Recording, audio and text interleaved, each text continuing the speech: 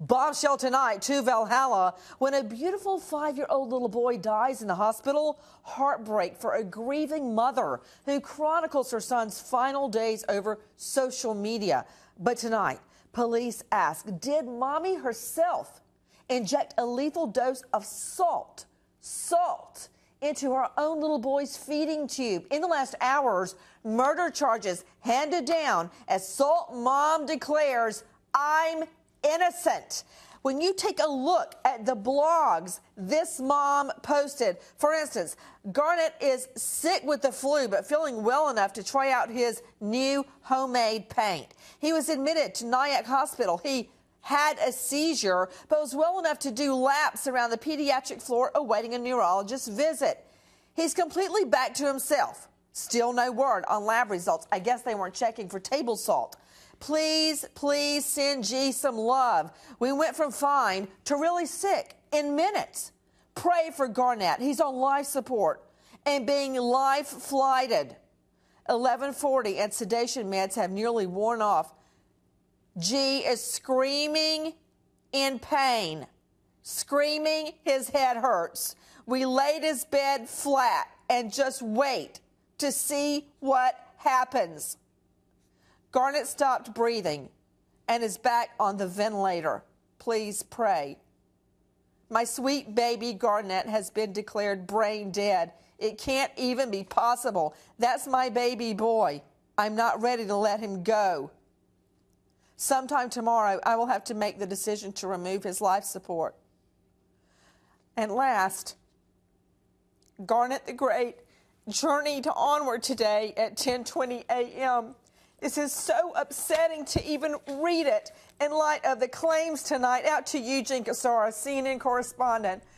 Amidst the claims that the mother herself is the one that killed this child by injecting his feeding bag with sodium, salt, table salt, Gene.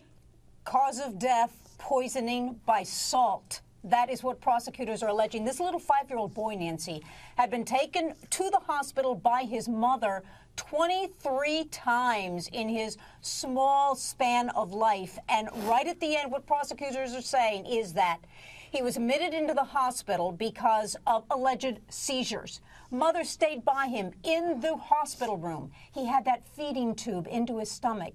The next day, his sodium levels were so much higher than they should be, and doctors said this is not metabolically possible for those sodium levels to go up naturally that way.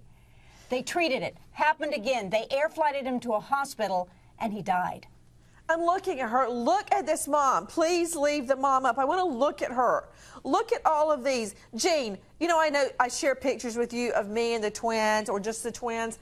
All of these pictures she's taking, that's him and her lying in the grass. That's him and her and mommy. Look at this. All of these pictures she takes of the baby, all the fun they're having, all the smiles. But this is what we know, Gene. I just got this as we're going to air.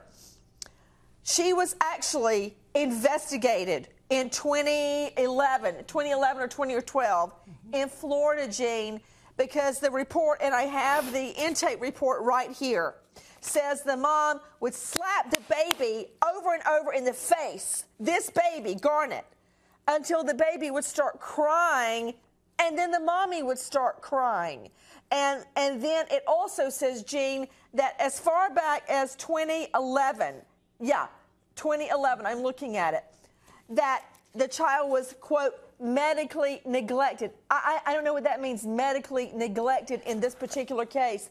But if that had been pursued, and I'm not blaming them, I'm just saying, if this case, what I've got in my hand out of Florida, had been pursued, this child might be alive today. It's not their fault. It's the mother's fault, according to police.